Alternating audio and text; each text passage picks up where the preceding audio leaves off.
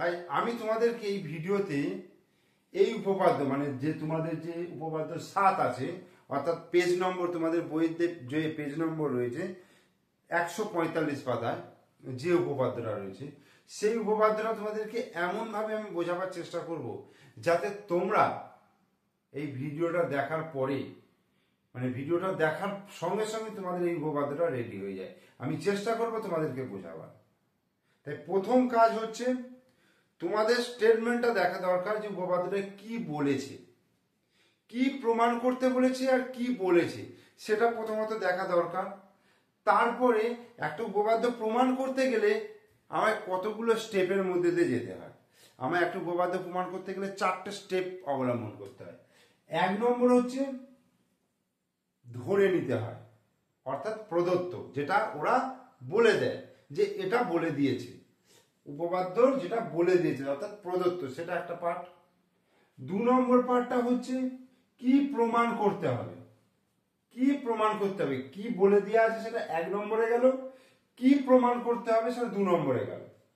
3 নম্বর হচ্ছে ওই উপপাদ্যটা প্রমাণ করার জন্য যদি আমার বাড়তি কোনো অঙ্কনের প্রয়োজন হয়, মানে আঁকার দরকার হয়, একটা ছবি তো আঁকবো, সেই ছবিটার উপর যদি বাড়তি কোনো আঁকার দরকার হয় মানে আমাদের প্রমাণের সুবিধার্থে, তাহলে সেক্ষেত্রে সেটা হচ্ছে 3 নম্বরে যাবে। সেটা সব উপপাদ্যের ক্ষেত্রে নাও হতে পারে, 3 নম্বরটা সবসময় নাও থাকতে পারে।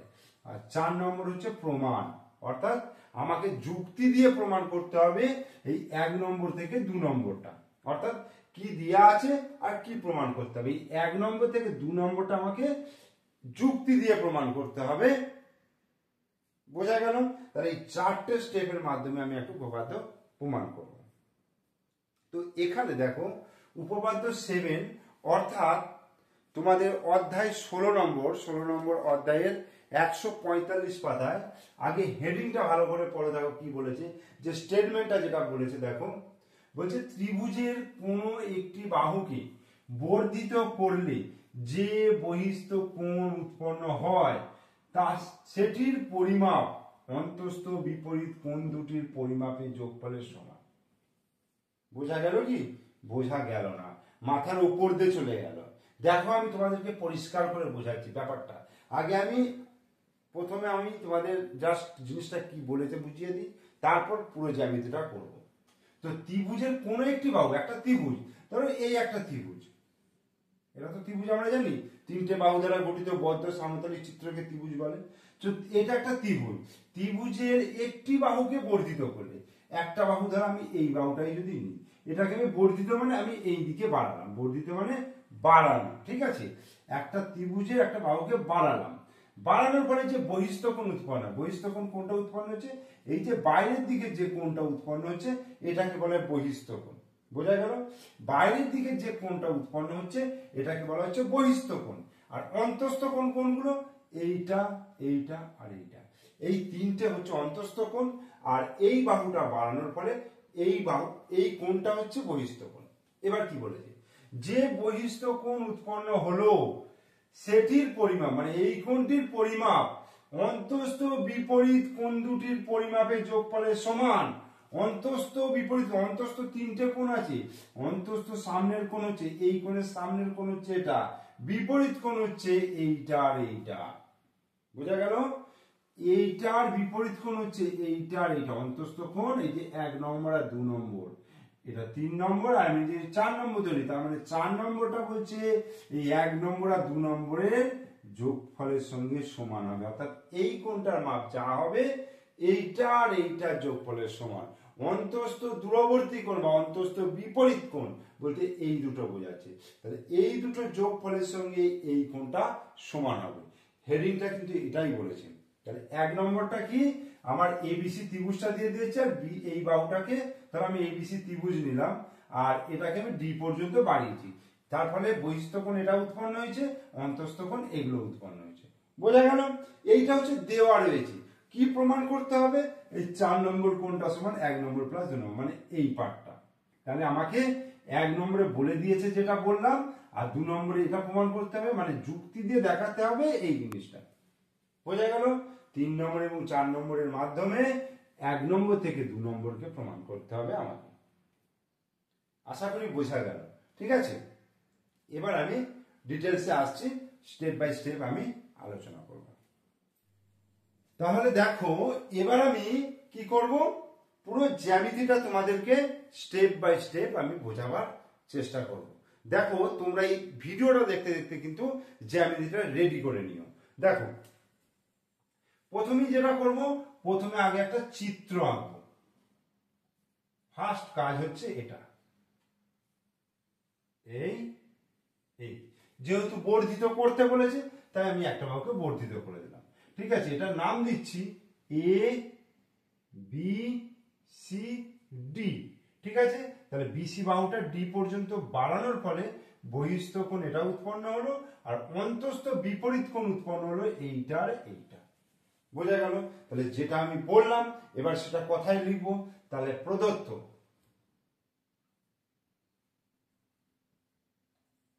ঠিক আছে, প্রদত্ত কি, ধরা যাক এ বি সি হলো একটি ত্রিভুজ। ধরা যাক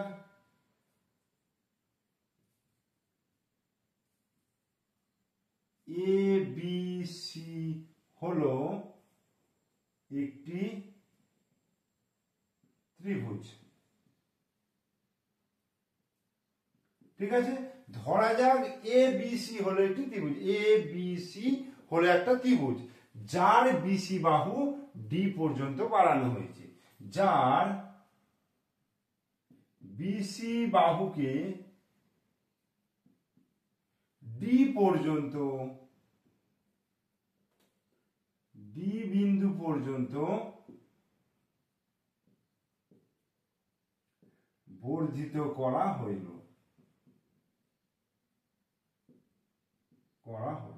ঠিক আছে, তাহলে ধরা যাক এবিসি হলো একটা ত্রিভুজ। তোমরা আমার সঙ্গে সঙ্গে বলো, দেখবে পুরোটা রেডি হয়ে যাবে তোমাদের। ধরা যাক এবিসি হলো একটা ত্রিভুজ যার বিসি বাহুকে ডি পর্যন্ত বর্ধিত করা হলো। ধরা যাক এবিসি একটা ত্রিভুজ যার বিসি বাহুকে ডি পর্যন্ত বর্ধিত করা হলো। এর ফলে বহিস্থ কোণ এটা, মানে বহিস্থ কোণ, বহিস্থ কোণ কোণ এসিডি এবং অন্তস্থ বিপরীত কোণ, অন্তস্থ বিপরীত কোণ বিএসি, এই কোণটাকে লিখবো বিএসি, কোণ বিএসি এবং এবিসি, কোণ এবিসি উৎপন্ন হলো। ব্যাস, আমার 1 নম্বর পার্টটা শেষ হয়ে গেল। প্রদত্ত 1 নম্বর পার্ট, নাম্বারিং করতে হবে না, আমি তোমাদেরকে বোঝাবার জন্য করছি। তাহলে 1 নম্বর পার্টটা তাহলে কি হলো, ধরা যাক এবিসি একটা ত্রিভুজ, বিসি বাহুকে ডি পর্যন্ত বর্ধিত করা হলো। এর ফলে বহিস্থ কোণ এসিডি এবং অন্তস্থ বিপরীত কোণ বিএসি ও এবিসি উৎপন্ন হলো। খুব কি শক্ত লাগলো? একদম সহজ জিনিস। ঠিক আছে, এবার দেখো প্রামাণ্য, 2 নম্বরটা প্রামাণ্য। প্রামাণ্য কি, প্রমাণ করতে হবে যে, প্রমাণ করতে হবে যে, ঠিক আছে, কি প্রমাণ করতে হবে, এসিডি কোণ, অর্থাৎ এসিডি কোণ সমান বিএসি, কোণ বিএসি প্লাস কোণ এবিসি, এবিসি। তাহলে এই জিনিসটা আমাকে প্রমাণ করতে হবে। দেখো প্রমাণ করতে হবে এসিডি সমান কোণ বিএসি প্লাস এবিসি। বোঝা গেল? এটা তো তোমরা মুখস্থ করবে না, এটা তো মুখস্থ করার দরকার নেই, কারণ ছবি দেখে আমি লিখবো এটা, তাই না? যে বহিস্থ কোণটা এসিডি, বহিস্থ কোণটা সমান কার সঙ্গে সমান, এইটা প্লাস এইটা, তার মানে কোণ বিএসি প্লাস কোণ এবিসি। এই তো। এবার 3 নম্বরটা দেখো, 3 নম্বর কি করব, অঙ্কন। কি অঙ্কন করব, দেখো এখানে অঙ্কন করা যেটা, এই যে সি বিন্দু দিয়ে, এই যে সি বিন্দু, ঠিক আছে, সি বিন্দু দিয়ে এই যে বি এর সমান্তরাল সরলরেখা। সমান্তরাল সরলরেখা কাকে বলবো, যখন দুটো সরলরেখাকে একই দিকে বর্ধিত করব, যদি তারা কখনো পরস্পরকে ছেদ না করে বা মিলিত না হয়, যেটাকে বলা হয়, তখন এই দুটো সরলরেখাকে বলা হবে পরস্পর সমান্তরাল। অর্থাৎ এটাকে যতই বাড়ায় না কেন, এরা কখনো কিন্তু পরস্পরকে ছেদ করবে না। তাহলে এর সঙ্গে সমান্তরাল করে এইভাবে একটা সরলরেখা আমাকে টানতে হবে, ঠিক আছে। দেখো আমি একটা মোটামুটি আইডিয়া করে এই এই বোঝা গেল, এই, ঠিক আছে, আমি এটার নাম দিচ্ছি পি, বোঝা গেল। তাহলে অঙ্কনটা আমি কি করলাম, যে সি বিন্দু দিয়ে বি এর সমান্তরাল সরলরেখা সিপি অঙ্কন করলাম। তাহলে অঙ্কনটা লিখে নি, যে সি বিন্দু দিয়ে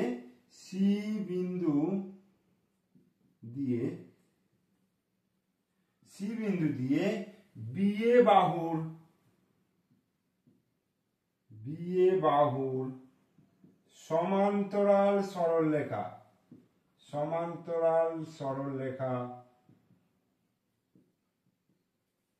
সিপি অঙ্কন করা হলো,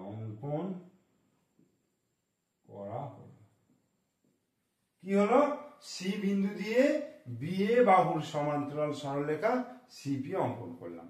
3টে স্টেপ হয়ে গেল।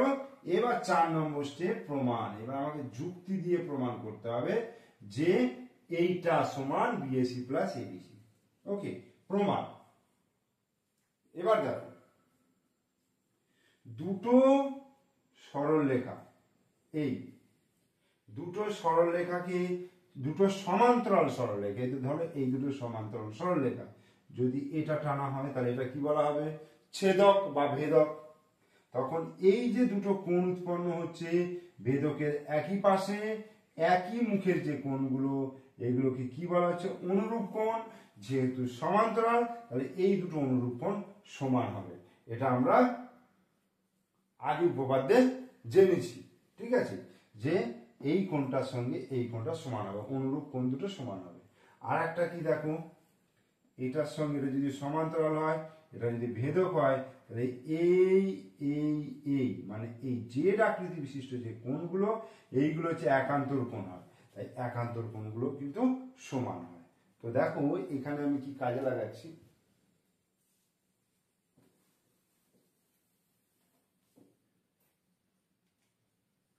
দেখো বিএ বাহুর সঙ্গে সিপি সমান্তরাল অঙ্কন অনুসারে, আর দেখো বিডিটা কি হচ্ছে, এটা হচ্ছে ভেদক। দেখো আমি যদি এটাকে ধরো, এটাকে বাড়াই, হ্যাঁ, এইটাকে যদি বাড়াই এরকম, তার মানে এটা হচ্ছে ভেদক বা ছেদক। তাহলে এই কোণটা আর এই কোণটা, দেখো ভেদকের একই পাশে, মানে এদিকে আছে এদিকে আছে, আবার একই মুখে, মানে এই তাহলে এই দুটো কোণ কি হচ্ছে, অনুরূপ কোণ হচ্ছে, তাই তো।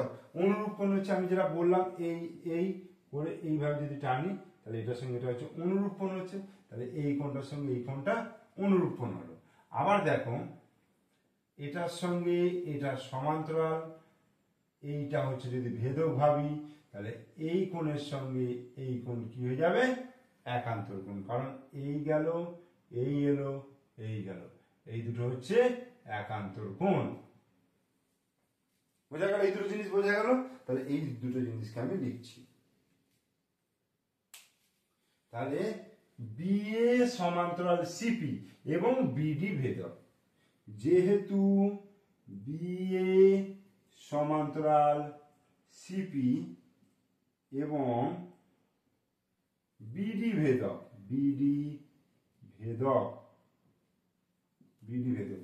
যেহেতু বিএ সমান্তরাল সিপি এবং বিডি ভেদক, তাহলে এই কোণটার সঙ্গে এই কোণটা অনুরূপ কোণ, অর্থাৎ এ বি সি কোণ এ, অতএব কোণ এ বি সি সমান অনুরূপ পিসিডি, ঠিক আছে, এবিসি কোণের সঙ্গে পিসিডি কোণটা অনুরূপ হলো, অর্থাৎ এই কোণের সঙ্গে এই কোণটা অনুরূপ হলো। এবার আবার যেহেতু বিএ সমান্তরাল সিপি এবং এসি ভেদক, এই যে বিএ সমান্তরাল সিপি আর এসিটা হচ্ছে ভেদক, তাহলে এই কোণটার সঙ্গে এই কোণটা একান্তর কোণ।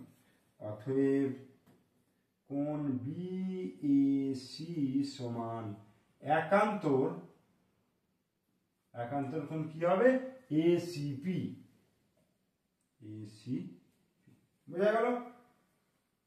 বিএসি সমান একান্তর এসিপি। এবার দেখো আমাকে কি প্রমাণ করতে বলেছে। এসিডি সমান বিএসি প্লাস এবিসি। তাহলে আমি এসিডিটাকে ধরি, দেখো, অতএব এসিডি, দেখো এখানে এসিডি কোণ কোনটা? এসিডি কোণ। তাহলে এসিডিটা দেখো এইটা প্লাস এইটা যোগফলের সঙ্গে সমান, তাই না? এই কোণটা প্লাস এই কোণটা, এসিডি কোণটা এই কোণটা প্লাস এই কোণটা যোগফলের সমান। আঁকা থেকে দেখি বোঝা যাচ্ছে। তাহলে কোণ এসিপি আর পিসিডি, এসিপি প্লাস কোণ পিসিডি। এবার দেখো এসিপি কোণের সঙ্গে কোণটা সমান, দেখো এসিপি, দেখো এখানে দেখো আগেই প্রমাণ করেছি এসিপির সঙ্গে বিএসি সমান। তাহলে কোণ বিএসি প্লাস আবার পিসিডি, দেখো পিসিডি সমান হচ্ছে এবিসি, এবিসি। এটা 1 নম্বর ও 2 নম্বর হইতে,